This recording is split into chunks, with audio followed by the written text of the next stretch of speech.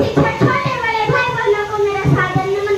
आज हिंदी दिवस है, आप सभी लोगों को हिंदी दिवस की हार्दिक शुभकामनाएं। हिंदी भाषा नहीं भाव की अभिव्यक्ति है, हिंदी भाषा नहीं भाव की अभिव्यक्ति है।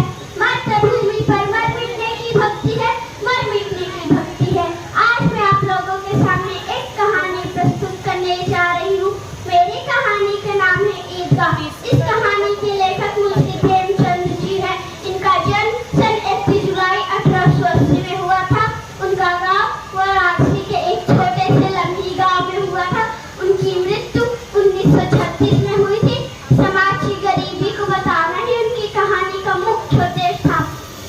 अब मैं आप लोगों के सामने अपनी कहानी प्रस्तुत करने जा रही हूँ। एक छोटे से गांव में एक हामिद नाम का लड़का रहता था। वह बहुत गरीब था।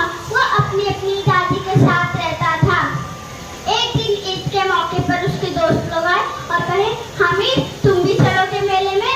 हामिद ने कहा, हाँ मैं भी चलूंगा मेले में। फिर वो सब चले गए मेले में और किसी ने मिठाई खाई, किसी ने जलेबी खाई, किसी ने बहुत सारे झूले झूले और किसी ने बहुत सारे